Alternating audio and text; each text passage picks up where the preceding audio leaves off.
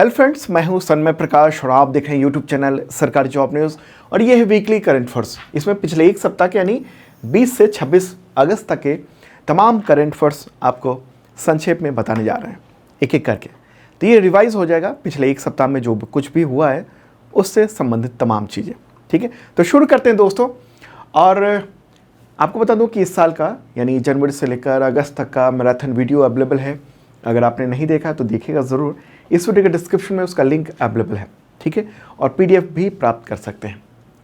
तो शुरू करते हैं हम लोग। और सबसे पहले विज्ञान और रिसर्च से रिलेटेड क्वेश्चन लेंगे, फिर एक एक करके दूसरे टॉपिक्स तमाम जो हैं वो सब भी लेंगे। विज्ञान और रिसर्च पहले इसलिए क्योंकि चंद्रयान 3 काफ़ी चर्चा है और उससे रिलेटेड कई सारे क्वेश्चन भी हैं। तो पहला क्वेश्चन लेते हैं इस वीकली करंट अफेयर्स वीडियो का। चंद्रयान 3 की सॉफ्ट लैंडिंग चांद के किस हिस्से पर हुई है? आंसर होगा दक्षिणी ध्रुव पर हुई है। ठीक है, साउथ पोल पर हुई है। कब? 23 अगस्त की शाम को हुई है। और इसी के साथ इंडिया ने इतिहास रच दिया है। आगे बढ़ते हैं, अगला क्वेश्चन। चांद पर अंतरिक्ष यान सफलतापूर्वक उतारने वाला भारत दुनिया का कौन सावा देश बन गया है? आंसर होगा फोर्थ, चौथा देश है जो चांद पर स्पेस क्राफ्ट की सॉफ्ट लैंडिंग की है। सॉफ्ट लैंडिंग का क्या मतलब हुआ कि धीरे धीरे किसी चीज़ को उतारा गया है। ठीक है, धीरे धीरे उतारा गया। दो तरह की लैंडिंग होती है, हार्ड लैंडिंग यानी ऊपर से पटक दिया गया, नीचे छोड़ दिया गया और टकरा कर, और तो उसमें क्या होता है, नुकसान, इक्विपमेंट के नुकसान होने का खतरा होता है। सॉफ्ट लैंडिंग का मतलब हुआ कि आहिस्ते आहिस्ते उतारा गया ताकि उसमें जो इक्विपमेंट्स हैं वो सुरक्षित रहें और वो हमें इंफॉर्मेशन भेज सकें। ठीक है, तो भारत चौथा देश है। इससे पहले कौन कौन से देश जो सॉफ्ट लैंडिंग कर चुके हैं? रूस, चीन और अमेरिका। अगला क्वेश्चन, चांद के दक्षिणी ध्रुव पर अंतरिक्ष यान यानी स्पेस क्राफ्ट उतारने वाला दुनिया का पहला देश कौन है? आंसर होगा भारत, इंडिया। दक्षिणी ध्रुव पर यानी साउथ पोल पर भारत ने उतारा 23 अगस्त को अपना लैंडर और रोवर, और उसी के साथ इस इतिहास रच दिया गया है। अगला क्वेश्चन, चंद्रयान 3 के लैंडर का नाम क्या है? आंसर होगा विक्रम। ठीक है, विक्रम नाम किसके नाम पर रखा गया? तो विक्रम साराभाई। कौन थे वो? तो भारत के स्पेस टेक्नोलॉजी के जनक, father of Indian space technology. अगला क्वेश्चन, चंद्रयान 3 के रोवर का नाम क्या है? आंसर होगा प्रज्ञान। ठीक है, क्या नाम है? प्रज्ञान। कुछ लोगों ने पिछले जो डेली का करंट अफेयर्स है उसमें पूछा था कमेंट में कि प्रज्ञान नाम क्यों है। देखिए, प्रज्ञान का मतलब होता है बुद्धिमता, विजडम। और ये जो है ना, जो रोवर है इसमें आर्टिफिशियल इंटेलिजेंस है, तो ये अपनी बुद्धि से बहुत सारे रिसर्च करेगा वहाँ पर और कर रहा है, तो इसलिए इसका नाम प्रज्ञान रखा गया है। ठीक है, प्रज्ञान। चलिए आगे बढ़ते हैं, अगला क्वेश्चन लेते हैं। चंद्रयान 3 के प्रोजेक्ट डायरेक्टर का नाम बताएं। इंपॉर्टेंट क्वेश्चन है, यहाँ बात हो रही है प्रोजेक्ट डायरेक्टर की, ना कि मिशन डायरेक्टर की। तो इसका आंसर होगा पी वीर मुथुवेल। क्या नाम है? पी वीर मुथुवेल। अगला क्वेश्चन, चंद्रयान 3 की एसोसिएट प्रोजेक्ट डायरेक्टर का नाम बताएं। आंसर होगा कल्पना कला हस्ती। क्या नाम है इनका? कल्पना कला हस्ती। और अगला क्वेश्चन लेते हैं, और इस पर काफ़ी मीडिया में भी कन्फ्यूजन था, अलग अलग जगहों पर अलग अलग चीज़ें छपी थी, लेकिन फिर इसरो ने इसको क्लियर किया है। तो क्वेश्चन यह होगा कि चंद्रयान 3 के मिशन डायरेक्टर का नाम क्या है? इसका आंसर होगा एम श्रीकांत। ठीक है, कुछ लोगों के मन में सवाल होगा अभी, वो मैं बताता हूँ। तो ये है एम श्रीकांत, मिशन डायरेक्टर। और अगला क्वेश्चन इसी से रिलेटेड आपको बताते हैं। चंद्रयान 3 लॉन्च के लिए मिशन डायरेक्टर का नाम बताएं। उनका नाम है एस मोहना कुमार। तो यहाँ पर दो चीज़ें हैं, कन्फ्यूजन करने की ज़रूरत नहीं है। क्या चीज़ें हैं? चंद्रयान 3 के लॉन्चिंग के लिए mission director S Mohana Kumar थे, हालांकि बाद में जिम्मा एम श्रीकांत ने मिशन डायरेक्टर के तौर पर निभाया है। ठीक है, तो ये जो क्वेश्चन है मिशन डायरेक्टर तो एम श्रीकांत, और अगर सवाल हो लॉन्च के लिए मिशन डायरेक्टर तो वह है एस मोहना कुमार। ठीक है, लॉन्च के लिए मिशन डायरेक्टर का मतलब क्या हुआ? जो LMV-3 रॉकेट था जो चंद्रयान 3 को लेकर ऊपर उठा था और अर्थ ऑर्बिट में जिसने चंद्रयान 3 को छोड़ा था, उसके बाद फिर चंद्रयान 3 ने आगे की यात्रा की थी, तो उस अवधि तक के लिए यानी लॉन्चिंग से लेकर वहाँ तक कक्षा में छोड़ने तक वो काम ये लॉन्च के लिए मिशन डायरेक्टर का था, एस मोहना कुमार। और इसके आगे का काम वो सारा काम किया किसने? एम श्रीकांत ने किया। तो मुझे लगता है कन्फ्यूजन दूर हो गया होगा। कन्फ्यूजन था, पिछली बार मैंने भी उसमें एस मोहना कुमार बता दिया था, लेकिन फिर इसरो ने ये क्लियर किया है। तमाम जो भी इसमें इन्वॉल्व टॉप साइंटिस्ट हैं उन सब के बारे में डिटेल जारी किया है। तो ये पूरी डिटेल है। एस सोमनाथ इसरो चीफ हैं, P Veeramuthuvel project director, M Sreekanth mission director, S Mohana Kumar launch के लिए mission director, Kalpana Kalahasti associate project director, और बाकी जो हैं ये सब भी, इनका भी बहुत इंपॉर्टेंट रोल है। लिक्विड प्रोपल्शन सिस्टम के सेंटर डायरेक्टर हैं वी नारायणन, युवा राव अंतरिक्ष केंद्र के डायरेक्टर हैं M Sankaran, B N Ramakrishnan ISTRAC satellite navigation director, S Unnikrishnan Narayan Vikram Sarabhai space centre के डायरेक्टर। तो ये टॉप साइंटिस्ट हैं। इनके अलावा भी ढेर सारे साइंटिस्ट हैं जिन्होंने महत्वपूर्ण भूमिका निभाई है, जिनकी बदौलत चंद्रयान 3 ने ये सक्सेस पाया है। ओके, कन्फ्यूजन दूर हो गया होगा। चलिए आगे बढ़ते हैं, अगला क्वेश्चन लेते हैं।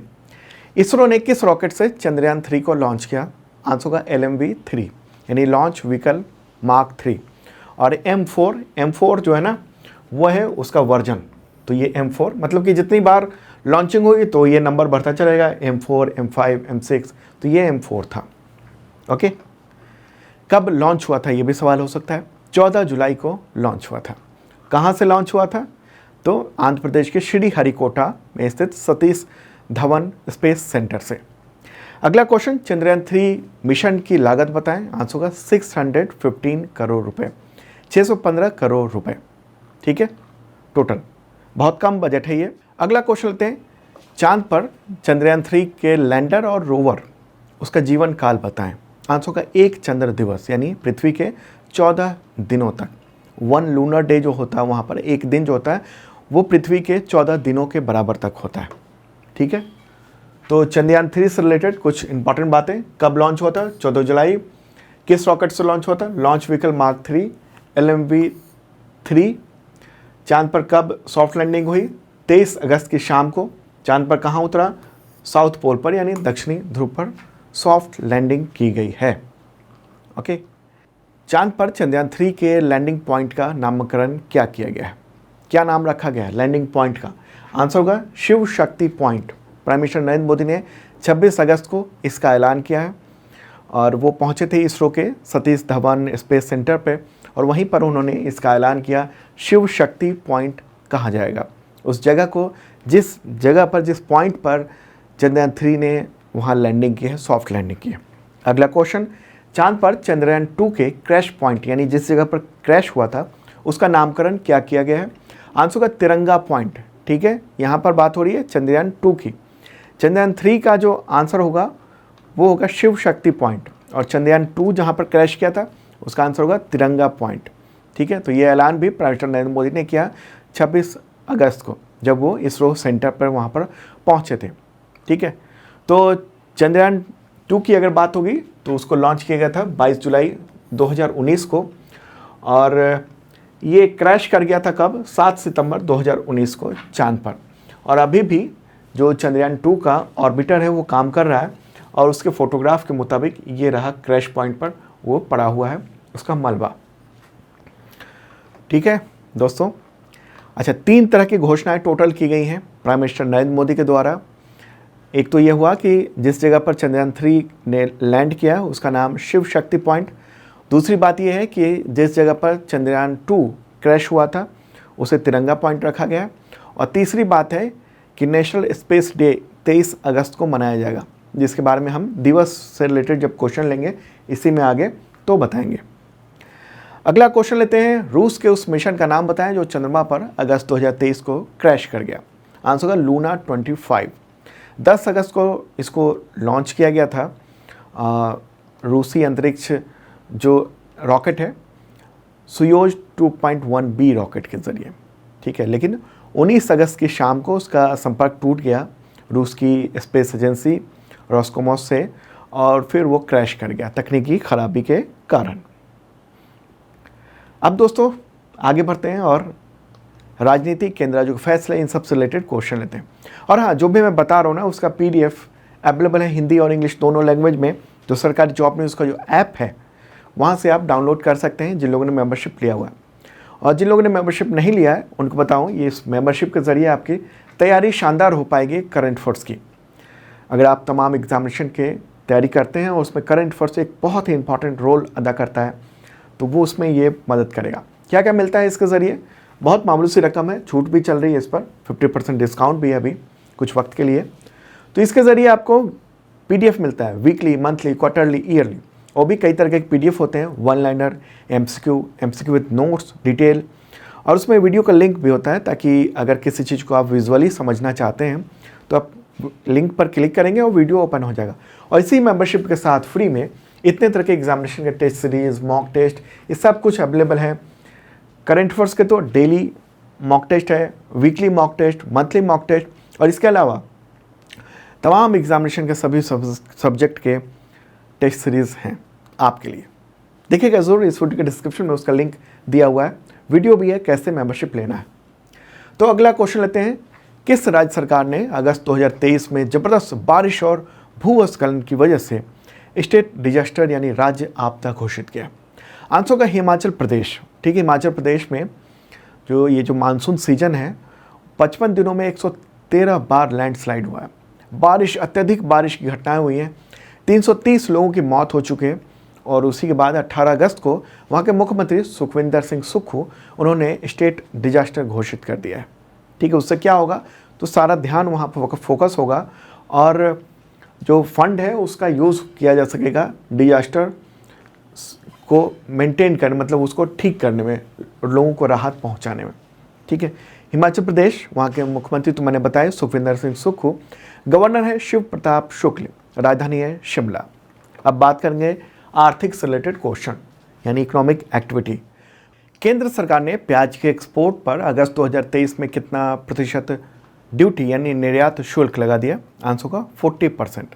ठीक है, प्याज के रेट बढ़ रहे थे तो उसको काबू करने के लिए सरकार ने ऐसा किया। हालांकि इसका असर ये हुआ है, जो महाराष्ट्र के किसान हैं ना, उनको काफ़ी नुकसान देखने को मिल रहा है, क्योंकि जब उनको कमाई का मौका था तो एक्सपोर्ट को रोक दिया गया। तो इसके बाद से महाराष्ट्र के कई मंडियों के जो किसान हैं और जो व्यापारी हैं उन लोगों ने कुछ वक्त के लिए हड़ताल घोषित किया हुआ है।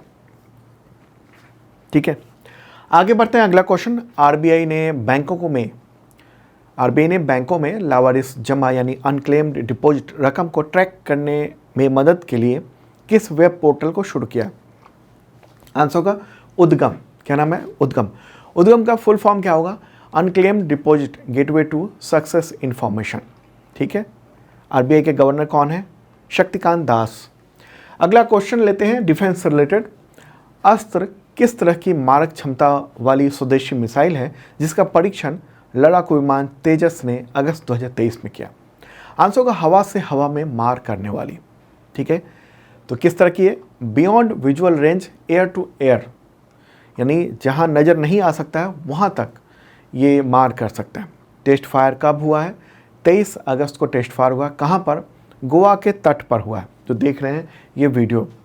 किस विमान पर टेस्ट फायर किया गया, मतलब किस विमान से टेस्ट फायर किया गया, पर नहीं, किस विमान से टेस्ट फायर किया गया? तो लाइट कॉम्बैट एयरक्राफ्ट तेजस से। और कितनी ऊंचाई पर यह परीक्षण हुआ है? 20,000 फीट की ऊंचाई से, समुद्र तल से 20,000 फीट की ऊंचाई पर।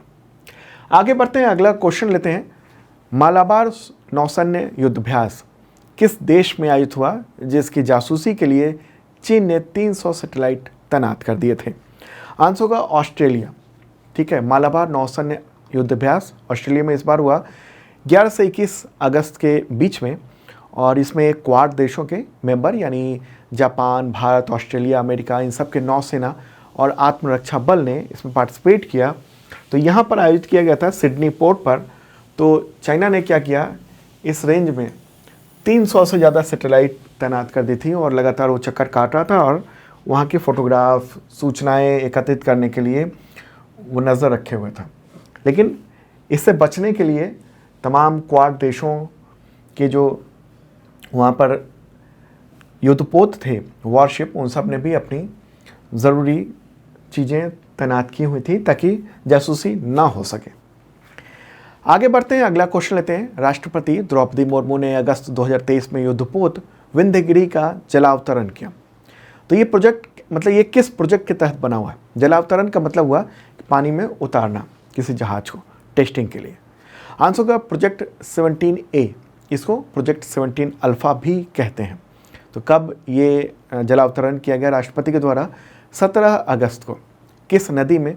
हुगली नदी में, ठीक है। और प्रोजेक्ट 17A के तहत ये बना हुआ छठा युद्धपोत है, ठीक है। प्रोजेक्ट 17A जो है ना, वो भारतीय नौसेना के लिए 2019 में शुरू किया गया था और ये स्टेल्थ गाइडेड मिसाइल फ्रिगेट है, यानी इस पर निगरानी नहीं की जा सकती, रडार पकड़ नहीं सकता है, रडार। चलिए आगे बढ़ते हैं दोस्तों, अब स्पोर्ट्स रिलेटेड कुछ क्वेश्चंस ले लेते हैं। विश्वनाथन आनंद के बाद फिडे चेस वर्ल्ड कप के फाइनल में पहुंचने वाले खिलाड़ी का नाम बताएं। आंसर होगा आर प्रज्ञान आनंद, ठीक है। विश्वनाथन आनंद के बाद ऐसा करने वाले वो पहले भारतीय मात्र 18 वर्ष के हैं। कहाँ पर यह आयोजन हुआ है? अजरबैजान की राजधानी बाकू में आयोजित हुआ है अगस्त में। आगे बढ़ते हैं, अगला question, FIDE chess world cup 2023 के विजेता का नाम बताएं। आंसर होगा मैग्नस कार्लसन, वो नॉर्वे के खिलाड़ी हैं। अगला question, FIDE chess world cup 2023 के उप विजेता यानी रनर अप का नाम बताएं जो भारतीय हैं। आंसर होगा आर प्रज्ञान आनंद, ठीक है। मैग्नस कार्लसन को काफ़ी अच्छा मुकाबला दिया इन्होंने। हालांकि ये मैग्नस कार्लसन से हार गए, लेकिन इन्होंने मतलब दुनिया में अपना बहुत बड़ा नाम दिखाया है। 18 साल के हैं और शानदार तरीके से वो फाइनल तक पहुँचे। ओके, तो रनर अप रहे हैं, एक इम्पॉर्टेंट क्वेश्चन है। आगे बढ़ते हैं, अगला क्वेश्चन, खेलो इंडिया महिला लीग का नया नाम बताएं। आंसर होगा अस्मिता महिला लीग, ठीक है। पूरा नाम क्या है अस्मिता का? तो achieving sports milestone by impressing women through action. अगला क्वेश्चन, यूनाइटेड वर्ल्ड रेसलिंग ने क्या वजह बताते हुए भारतीय कुश्ती संघ की सदस्यता को सस्पेंड कर दिया। आंसर होगा समय पर चुनाव न होना, ठीक है। समय पर चुनाव नहीं हुआ तो उसकी वजह से ये सस्पेंड कर दिया गया। क्यों नहीं चुनाव हुआ? आप जानते ही हैं, शुरुआत में महिला रेसलर्स ने, महिला पहलवानों ने ब्रिजभूषण शरण सिंह पर आरोप लगाए थे यौन उत्पीड़न के, यौन शोषण के, और उसके बाद फिर केंद्र सरकार ने एक एडहॉक कमेटी बना दी थी, उसे चुनाव करना था। लेकिन फिर ये पूरा मामला जो है ना अदालती बन गया, PIL किया गया, मतलब याचिका डाली गई अदालतों में, पहले असम में, फिर उसका हरियाणा में, और फिर स्टे की वजह से ये चुनाव नहीं हो पाया। और अब हालत ये है कि भारतीय खिलाड़ी जो है ना वो तिरंगा लेकर कुश्ती के मैदान में नहीं उतर पाएंगे अंतर्राष्ट्रीय स्तर पर। अब भारतीय खिलाड़ी जा पाएंगे या नहीं, लेकिन वो न्यूट्रल रहकर खेलेंगे, यानी वो किसी देश के प्रतिभागी नहीं माने जाएंगे और तिरंगा नहीं लहरा पाएंगे कुश्ती के अंतर्राष्ट्रीय मुकाबलों में। तो यहाँ पर मुझे लगता है गवर्नमेंट कुछ ना कुछ करेगी आगे, चुनाव वगैरह कराने का काम। आगे बढ़ते हैं दोस्तों, और अब अंडर 20 रेसलिंग जो चैंपियनशिप हुआ है, वर्ल्ड रेसलिंग चैंपियनशिप, उसके बारे में कुछ क्वेश्चंस हैं। तो क्वेश्चन होगा, अंडर 20 वर्ल्ड रेसलिंग चैंपियनशिप 2023 में प्रिया मलिक ने महिलाओं की कितने किलोग्राम फ्री स्टाइल कैटेगरी में गोल्ड मेडल जीता है? आंसर होगा 76 किलोग्राम वेट कैटेगरी में, ठीक है। इसका मतलब क्या हुआ? इसका मतलब ये हुआ कि तमाम जो खिलाड़ी थे इस कैटेगरी में वो सब 76 किलोग्राम के खिलाड़ी थी या थे। अगला क्वेश्चन लेते हैं, अंडर 20 वर्ल्ड रेसलिंग चैंपियनशिप 2023 में मोहित कुमार ने पुरुषों के कितने किलोग्राम फ्री स्टाइल कैटेगरी में गोल्ड मेडल जीता है? आंसर होगा 61 किलोग्राम वेट कैटेगरी। अगला question, under 20 world wrestling championship 2023 में अंतिम पंघाल ने महिलाओं की कितने किलोग्राम फ्री स्टाइल कैटेगरी में गोल्ड मेडल जीता है? आंसर होगा 53 किलोग्राम वेट कैटेगरी, ठीक है। और एक और बात बताऊं कि अंतिम पंघाल जो है वो रेसलिंग में जूनियर वर्ल्ड चैंपियनशिप का खिताब जीतने वाली पहली भारतीय महिला थी। 2022 में पहली बार किसी भारतीय महिला ने ये खिताब जीता था और अब 2023 में भी उन्होंने गोल्ड मेडल जीत लिया है। आगे बढ़ते हैं, अगला question, under 20 world wrestling championship 2023 में सविता ने महिलाओं की कितने किलोग्राम फ्री स्टाइल कैटेगरी में गोल्ड मेडल जीता है? आंसर होगा 62 किलोग्राम कैटेगरी में। कहाँ पर आयोजित हुआ था ये? तो जॉर्डन के अम्मान में हुआ था। कब से कब तक? 14 से 20 अगस्त तक, ठीक है। तो टोटल जो वहाँ पर मेडल इंडिया को मिले हैं, टोटल 14 मेडल मिले हैं। उनमें 4 गोल्ड मेडल, 3 सिल्वर और 7 ब्रॉन्ज मेडल मिले हैं, ठीक है। तो गोल्ड मेडल कुमार मोहित 61 किलोग्राम वेट कैटेगरी, प्रिया मलिक 76 किलोग्राम वेट कैटेगरी, अंतिम पंघाल 53 किलोग्राम वेट कैटेगरी और सविता यानी 62 किलोग्राम वेट कैटेगरी में गोल्ड मेडल जीता है। अगला क्वेश्चन, किस भारतीय ने एशियाई जूनियर स्क्वैश व्यक्तिगत चैंपियनशिप 2023 अंडर 17 में गोल्ड मेडल जीता है? आंसर होगा अनाहत सिंह, ठीक है। क्या नाम है? अनाहत सिंह। ये कहाँ पर आयोजित हुआ था? तो चीन के डालियान में हुआ था 16 से 20 अगस्त के बीच में। स्क्वैश क्या होता है?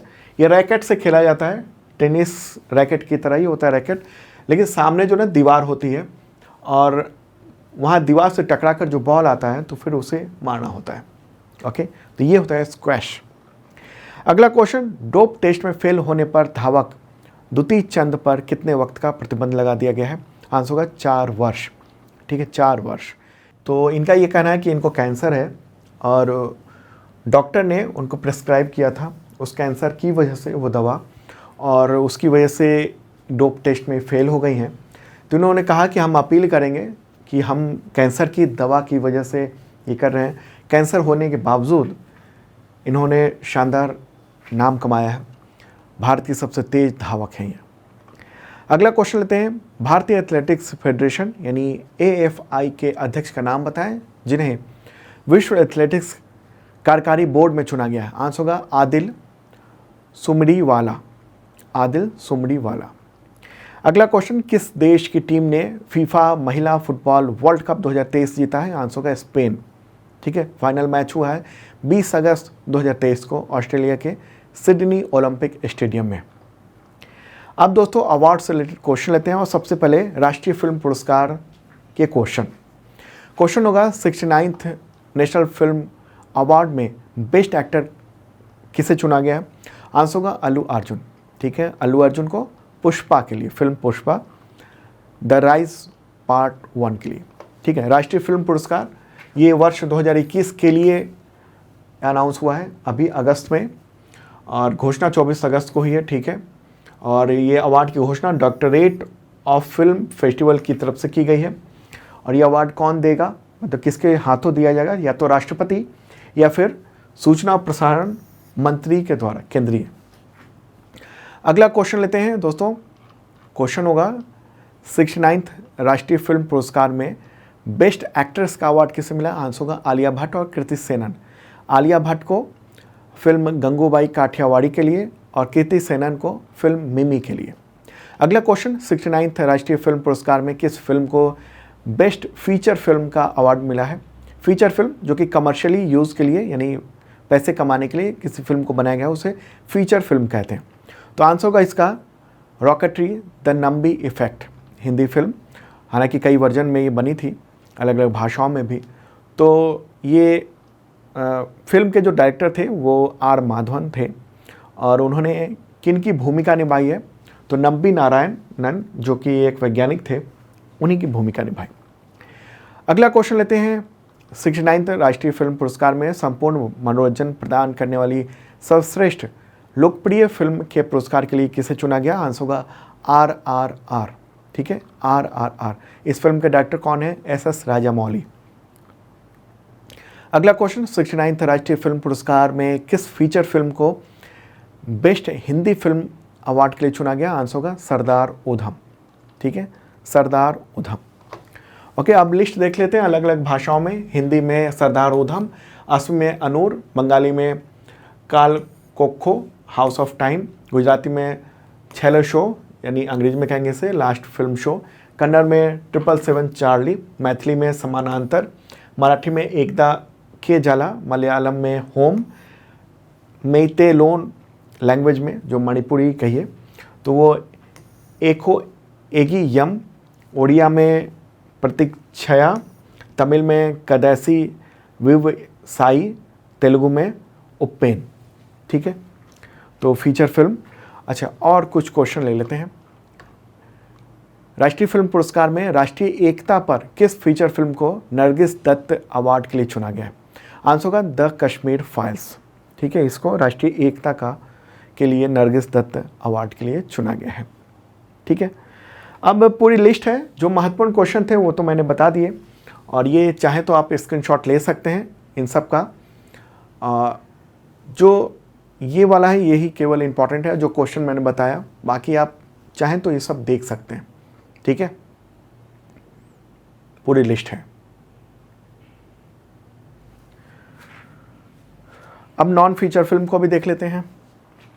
69th राष्ट्रीय फिल्म पुरस्कार के दौरान किस नॉन फीचर फिल्म को सर्वश्रेष्ठ फिल्म अवार्ड के लिए चुना गया? नॉन फीचर फिल्म का मतलब क्या हुआ? नॉन फीचर फिल्म का मतलब हुआ जिसको कमर्शियल यूज़ के लिए यानी पैसे कमाने के लिए नहीं बनाया गया, तो नॉन फीचर फिल्म कहेंगे उसको। आंसर का है एक था गांव। क्या है? एक था गांव। अगला क्वेश्चन लेते हैं। 69th राष्ट्रीय फिल्म पुरस्कार में बेस्ट बुक ऑन सिनेमा यानी सिनेमा के लिए बेहतरीन बुक का अवार्ड किसे मिला है? आंसर का music by Laxmikant Pyarelal. Music by Laxmikant Pyarelal, ये एक बुक है और इसने किसने लिखा है, राइटर कौन है? राजीव विजयकर हैं। अब आगे बढ़ते हैं, टॉपिक बदलते हैं। क्वेश्चन होगा निधन से पद्म विभूषण से सम्मानित कल्याणपुरी राधाकृष्ण राव यानी CR राव का निधन हो गया 22 अगस्त 2023 को 102 वर्ष की उम्र में। तीन में से क्या थे वो? आंसर होगा सांख्यिकी विद। ठीक है, तो उनका निधन हुआ है अमेरिका में और 1969 में पद्म भूषण अवार्ड मिला था और 2001 में पद्म विभूषण अवार्ड मिल चुका है। और इस साल का एक काफ़ी प्रेस्टिजियस अवार्ड उनको मिला था, इंटरनेशनल प्राइज़ इन स्टैटिस्टिक्स 2023 अवार्ड भी उनको मिल चुका था। महत्वपूर्ण क्वेश्चन। अब दोस्तों योजना से रिलेटेड क्वेश्चन लेते हैं। स्कीम, देश का पहला 3D प्रिंटेड पोस्ट ऑफिस कहाँ पर स्थित है, कहाँ पर खोला गया है? आंसर होगा बेंगलुरु। ठीक है, यूनियन मिनिस्टर अश्विनी वैष्णव ने इसका उद्घाटन किया है 18 अगस्त को। अब इंटरनेशनल ऑर्गेनाइजेशन से रिलेटेड क्वेश्चन लेते हैं और कई सारे क्वेश्चन होंगे, ब्रिक्स का है इंपॉर्टेंट इसलिए। तो क्वेश्चन होगा 15वां ब्रिक्स समिट किस शहर में आयोजित हुआ है जिसमें प्राइम मिनिस्टर नरेंद्र मोदी शामिल हुए? आंसर होगा जोहान्सबर्ग, ये दक्षिण अफ्रीका में। कब से कब तक हुआ? 22 से 24 अगस्त तक। दक्षिण अफ्रीका, वहाँ के राष्ट्रपति कौन है? Cyril Ramaphosa. मुद्रा है दक्षिणी अफ्रीकी रैंड। ठीक है, राजधानी है 3, प्रिटोरिया जो एग्जीक्यूटिव कैपिटल है, केप टाउन वो लेजिस्लेटिव कैपिटल है और ब्लोमफोंटेन वो जुडिशियल कैपिटल है और सबसे बड़ा शहर है जोहान्सबर्ग। ठीक है, अगला क्वेश्चन लेते हैं। दक्षिण अफ्रीका में आयोजित हुए 15वें शिखर सम्मेलन ब्रिक्स का जो हुआ उसमें ब्रिक्स के विस्तार का फैसला हुआ है, तो इसके नए सदस्य देशों का नाम बताएं। आंसर होगा A और B दोनों, यानी कौन कौन से देश हुए? अर्जेंटीना, सऊदी अरब, UAE, मिस्र, इथियोपिया और ईरान। 6 नए शामिल हो रहे हैं उसमें और ये कब से लागू होगा? तो 1 जनवरी 2024 से लागू होगा। तो यहाँ मैप भी देख रहे हैं, जो येलो कलर के देश हैं यानी ब्राज़ील, रशिया, इंडिया, चाइना और साउथ अफ्रीका, वो तो अभी हैं परमानेंट देश 5 ब्रिक्स के। और कौन कौन से जुड़ जाएंगे? तो ये देख रहे हैं, यहाँ पर अर्जेंटीना है, यहाँ इथियोपिया है, ये वाला सऊदी अरेबिया है, ये इजिप्ट है, यहाँ पर UAE है और ये ईरान है। तो टोटल संख्या कितनी हो जाएगी? टोटल संख्या हो जाएगी 11 ब्रिक्स की 1 जनवरी 2024 से। आगे बढ़ते हैं दोस्तों, अगला क्वेश्चन। वर्ष 2024 में 16वां ब्रिक्स शिखर सम्मेलन किस देश के शहर कजान में आयोजित होगा? यहाँ अगले साल के समिट की बात हो रही है। 16वां आंसर होगा रूस में ये आयोजित होगा। ब्रिक्स शिखर सम्मेलन में रूस के राष्ट्रपति व्लादिमीर पुतिन ने ये ऐलान किया, हालांकि वो मौजूद नहीं थे लेकिन वर्चुअली वीडियो कॉन्फ्रेंसिंग के जरिए उन्होंने ये ऐलान किया। अब विदेश से रिलेटेड क्वेश्चन लेते हैं। फॉरेन, थाईलैंड के नए प्राइम मिनिस्टर कौन बन गए हैं? आंसर होगा श्रेथा थाविसिन। क्या नाम है? श्रेथा थाविसिन। थाईलैंड जो है ना वो दक्षिण पूर्वी एशिया में स्थित देश है। राजधानी इसकी बैंकॉक। मुद्रा है थाई बाहट। अब दिवस, यानी अब हम लोग इस वीडियो के आखिरी चरण में पहुंच चुके हैं और दिवस से रिलेटेड क्वेश्चन लेते हैं। प्राइम मिनिस्टर नरेंद्र मोदी ने किस दिन को राष्ट्रीय अंतरिक्ष दिवस के रूप में मनाने की घोषणा की है? आंसर होगा 23 अगस्त को। ठीक है, क्यों? क्योंकि इसी दिन 23 अगस्त को चंद्रयान 3 का लैंडर यानी विक्रम वो उतरा था। सॉफ्ट लैंडिंग हुई थी कहाँ पर? साउथ पोल पर, चांद के, जहाँ अब तक कोई नहीं पहुँच पाया था। अगला क्वेश्चन, दास व्यापार की स्मृति और उसके उन्मूलन के लिए अंतर्राष्ट्रीय दिवस कब मनाया जाता है? आंसर होगा 23 अगस्त को। ठीक है, अगला क्वेश्चन लेते हैं, विश्व गुजराती भाषा दिवस कब मनाया जाता है? आंसर होगा 24 अगस्त को। क्यों? तो गुजराती लेखक वीर नर्मद उनकी जयंती के उपलक्ष्य में। अगला क्वेश्चन, विश्व फोटोग्राफी दिवस कब मनाया जाता है? आंसर होगा 19 अगस्त को। ठीक है, थीम क्या है 2023 की? लैंडस्केप यानी प्राकृतिक दृश्य।